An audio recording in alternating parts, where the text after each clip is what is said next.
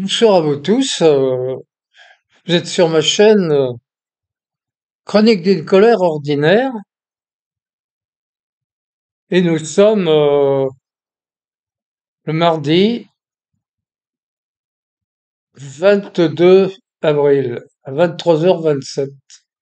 Alors ce soir c'est une vidéo personnelle que je veux faire, très personnelle, parce que je veux vous dire ma rage, ma colère, parce que j'ai reçu aujourd'hui, ainsi que mon épouse, une lettre de la caisse, ma caisse d'assurance maladie, vaccination contre le Covid-19. Vous avez 80 ans ou plus. Avec l'âge, la protection immunitaire diminue rapidement. Ainsi, il est nécessaire d'être vacciné plus fréquemment contre le Covid-19 pour être protégé, éviter les formes graves. Une caisse d'assurance, etc., vous invite à renouveler votre vaccination contre le Covid-19 entre le 14 avril et le 14 juin. Pour être vacciné, prenez rendez-vous, etc.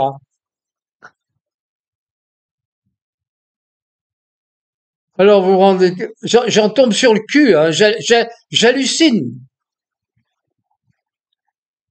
Vous vous rendez compte? Alors partout dans le monde, et particulièrement aux États-Unis, d'où est partie cette énorme machination mortifère, on dévoile les arcanes mafieux de ces injections,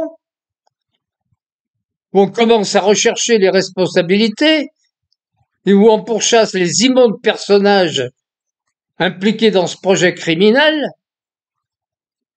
On a en France une caisse de maladie qui vous relance pour vous injecter encore ce produit dont plus une personne saine d'esprit ne doute de ses effets délétères. J'en veux pas aux fonctionnaires de l'assurance maladie qui ont des ordres du ministère de la Santé, et en particulier du ministre Yannick Neuder, là, qui vient d'ailleurs de nous déclarer il y a pas longtemps, directement, là, et doctement, qu'il était tellement attaché à la vérité qu'il allait créer une sorte de ministère de la vérité. Maintenant que chaque jour sortent des informations montrant le danger de ce produit qu'ils appellent le vaccin, que chaque jour on découvre les manigances, les mensonges qui ont entouré cette fausse pandémie, que les effets secondaires deviennent évidents, de plus en plus nombreux d'ailleurs, l'assurance maladie en France, ignorant superbement les preuves qui s'accumulent, vient vous conseiller fortement ce produit. Mais, mes amis, la France est foutue si on ne dégage pas ces mafieux qui la dirigent. Plus rien n'est respecté. Il devient évident que cette relance a pour but de diminuer la population âgée, particulièrement les plus de 80 ans. Or, les gens comme moi et mon épouse, qui frisons les 90 ans, il devient urgent de les effacer de notre société, hein. Ils avaient d'ailleurs commencé lors de la fausse pandémie, particulièrement en Île-de-France, où une brigade nommée la Brigade d'intervention rapide, la BRI, est intervenue dans les hôpitaux et les EHPAD pour administrer du Rivotril aux personnes âgées qui souffraient de troubles respiratoires. Ces pauvres gens étaient diagnostiqués malades du Covid après un test PCR tellement amplifié que les résultats n'avaient plus aucune signification, ce qui a permis de classer en Covid la plupart des maladies des malades de la grippe. Je pensais qu'avec ce qui se passe aux États-Unis et les informations qui sortent, ainsi que les poursuites engagées contre Fauci, ou les CDC, le responsable, je pensais qu'en France, ceux qui ont trompé dans cette saloperie criminelle feraient au moins profil bas, mais que nenni. Je voudrais vous dire aussi, dans cette lettre, ils ont le culot de nous dire que avec l'âge, l'immunité naturelle diminue.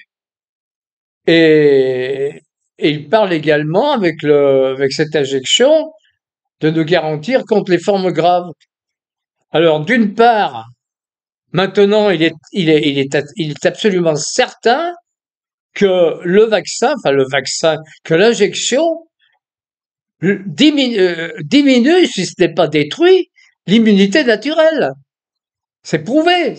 Il y a plusieurs chercheurs qui l'ont démontré. La protéine spike, qui soi-disant devait disparaître et rester localement, et il est maintenant prouvé qu'elle va dans tout le corps, et particulièrement qu'elle se fixe sur le récepteur ACE2 et ATR10 du SRA, c'est-à-dire du système rénine-angiotensine. Le système rénine-angiotensine étant le système qui régit pratiquement tous les organes du corps. Et cette protéine spike, en se fixant sur ces récepteurs ACE2, elle l'active, alors qu'il a pour rôle justement de diminuer certains effets délétères dans le corps. Or, elle fait le contraire. C'est cette protéine spike qui reste dans le corps et qui est même produite par cette injection. Et on ne sait même pas dans quelle quantité, on ne sait même pas combien de temps. Eh bien, cette protéine spike qui se fixe dans le système SRA, dans le récepteur ACE2, elle active des effets qui sont excessivement délétères. C'est elle qui fait les caillots sanguins, qui augmente la coagulation du sang.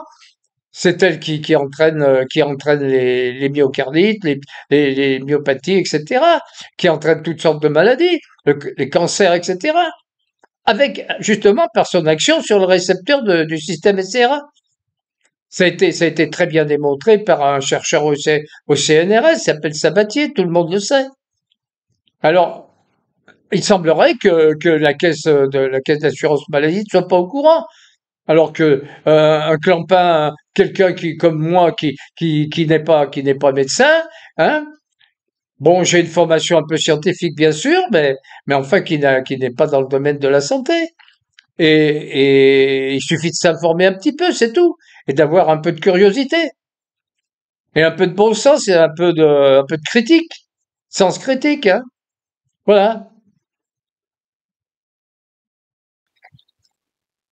Cet événement montre, si besoin était, qu'en France, plus rien ne fonctionne dans l'intérêt de la population. Tout est corrompu, vicié, sous la coupe de gens qui soit n'ont plus leur liberté d'agir, soit sont rendus fanatiques par leur idéologie mondialiste. Aucune action légale ne peut plus aboutir. Tous les recours admissibles sont voués à l'échec. Il faut donc en tirer les conséquences et agir en conséquence. Seule la désobéissance civile reste possible, ou la grève générale, qui est encore légale. Pour en revenir à cette fameuse injection et à ce virus tellement dangereux qui fait en réalité moins de morts que la grippe, je voudrais vous faire part de mon expérience.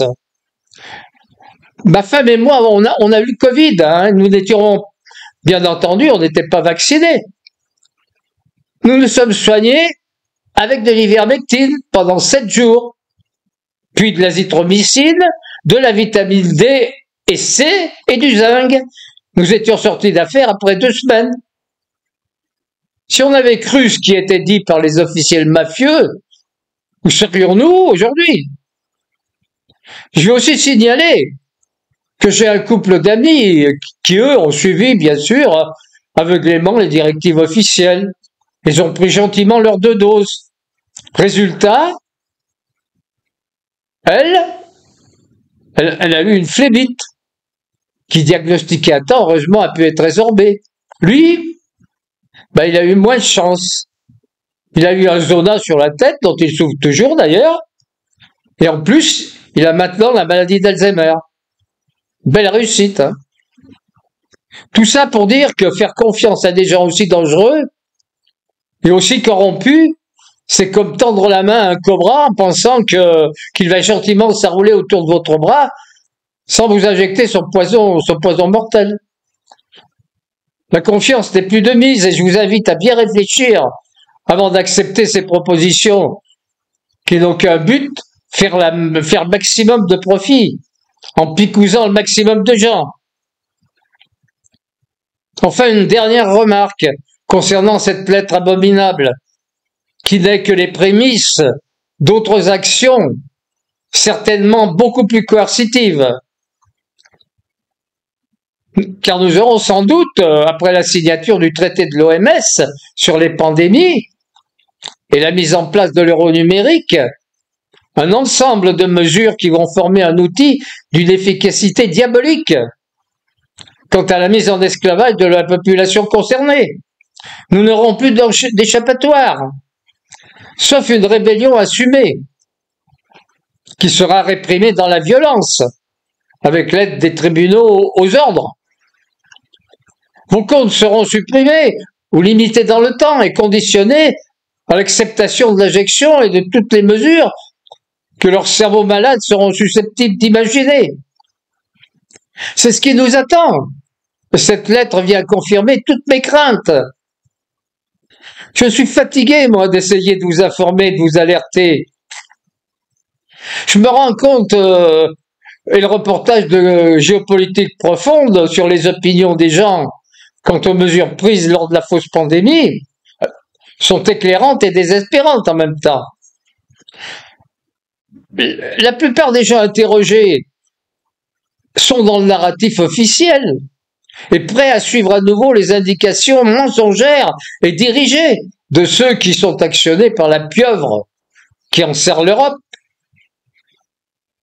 Cette constatation étant faite, je vais continuer à me battre, bien sûr, malgré mon âge et ma fatigue, en essayant de préserver l'intégrité de ma famille, autant que faire se peut.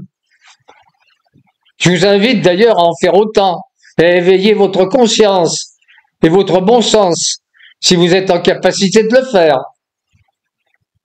Et pour le reste, advienne que pourra. Voilà. Merci de m'avoir écouté et peut-être à bientôt. Bonne nuit.